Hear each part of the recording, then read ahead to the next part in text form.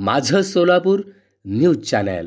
उर्दू भाषेवर प्रेम करणाऱ्या सर्व सोलापूरकर नागरिकांनी उर्दू घराची उभारणी करण्याचा जास्तीत जास्त फायदा करून घ्यावा। विद्यार्थ्यांनीही उर्दू भाषा शिकून घ्यावी। तसेच या ठिकाणी उर्दू भाषेतील विविध कार्यक्रमाचे आयोजन करावे। पुढील काळात हे उर्दू घर जिल्ह्यातील उर्दू भाषेच्या संवर्धन व प्रसारात अत्यंत महत्त्वाची भूमिका पार पाडेल, असे प्रतिपादन अप्पर जिल्हाधिकारी मोनिका सिंह ठाकूर यांनी केले। अल्पसंख्याक विकास विभाग व जिल्हाधिकारी कार्यालय यांच्या संयुक्त विद्यमाने सिव्हिल चौक येथे सोलापूर उर्दू घराची उभारणी करण्यात आलेली होती। या उर्दू घराचे उद्घाटन व लोकार्पण अप्पर जिल्हाधिकारी मोनिका सिंह यांच्या हस्ते आज झाले। त्या प्रसंगी त्या बोलत होत्या। यावेळी उपविभागीय अधिकारी सदाशिव पडदुने, जिल्हा पुरवठा अधिकारी सीमा होळकर, तहसीलदार उज्ज्वला सोरटे, सार्वजनिक बांधकाम विभागाचे उपअभियंता श्री ठाकरे, आसिफ इक्बाल, उर्दू घराचे ग्रंथपाल शाहीर नदाफ आदी उपस्थित होते। अप्पर जिल्हाधिकारी मोनिका सिंह पुढे म्हणाल्या की सोलापूर शहरात मोठ्या प्रमाणावर उर्दू शाळा, उर्दू महाविद्यालय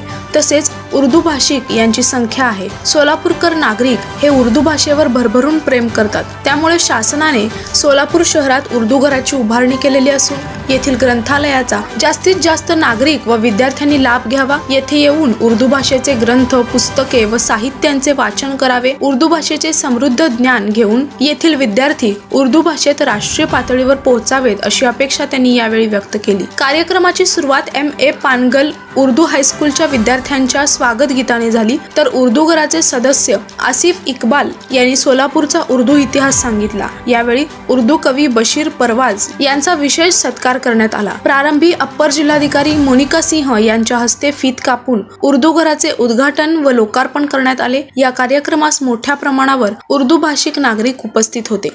माझं सोलापूर न्यूज चॅनल लाईक करा, शेअर करा आणि सबस्क्राइब करायला विसरू नका। माझं सोलापूर न्यूज चॅनल।